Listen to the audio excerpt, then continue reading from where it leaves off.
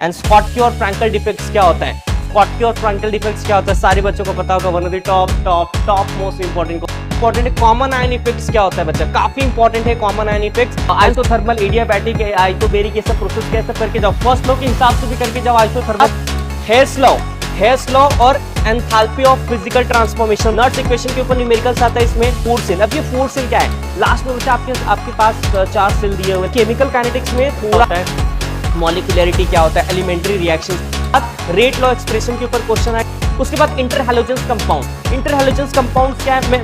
मैं अगर चाहूँ trend in the physical properties, trend in the physical properties क्या है? लाइक इलेक्ट्रोनेगेटिविटी क्या होता है? जैसे कोई स्कैंडियम प्लस 0 ऑक्सीडेशन स्टेट में कलर शो करता है कि कलर शो करता है, तो वो सारे question. Magnetic properties, Bohr magneton BM find out करने के लिए आते हैं, जिसका फॉर्मूला था ना कुछ n+2 बीएम, ठीक है। Bore magneton find out, difference between lanthanides और एक्टिनाइड्स, ये काफी इंपॉर्टेंट होने वाला है बच्चा, स्किप मत करना। क्या है वो सब, ठीक है।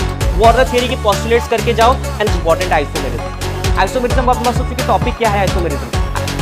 EAN रूल छोड़ना मत भैया, मेरे से मिस हो गया है। EAN रूल करके जाना। देखो ये देखो पहले कर लेना।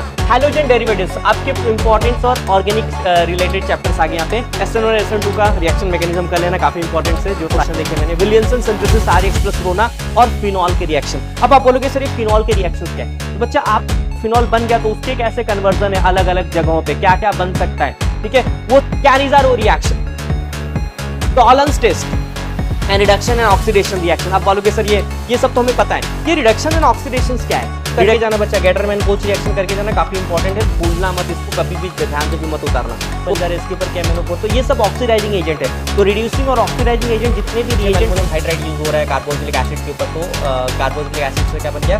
CH2OH बन गया, ठीक है। तो क्या हो रहा है यहाँ पे क्या हो रहा है? हम बेसिकली रिड्यूसिंग एजेंट्स लगा रहे हैं। अमाइंस, बेसिसिटी ऑफ अमाइंस, मतलब एक तो पहले अमाइंस का बेसिसिटी आप करके जाओ, क्योंकि ये MCQ का भी क्वेश्चन। डाइजोटाइजेशन रिएक्शन बच्चा, ये बहुत इंपॉर्टेंट है, मैं आपको दिखाता हूँ डाइजोटाइजेशन क्या है, ठीक है। ये डाइजोटाइजेशन करना मत भूलना यार, क्योंकि मॉलिक्यूल, बायोमॉलिक्यूल से क्या क्या करके जाओगे बच्चा? बायोमॉलिक्यूल से सबसे इंपॉर्टेंट क्वेश्चन पहला वही होता है, प्रिपरेशन ऑफ ग्लूकोज।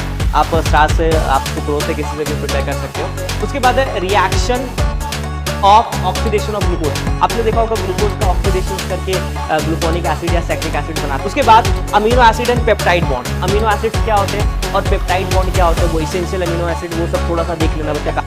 कि कौन कौन से आपके ये छोटे छोटे करके जाना, लाइक नायलॉन 66 क्या होता है, टेफ्लॉन क्या होता है, SBR लाइक ब्यूनास क्या है, वल्कनाइजेशन रबर का डेफिनेशन क्या है, बेकेलाइट्स, नायलॉन 66 भी रहेगा। तो 2-3 तो करके ही जाने हैं। एटम इकोनॉमी वाला कंफर्म क्वेश्चन लगभग इस बार मुझे लग रहा है, ठीक है।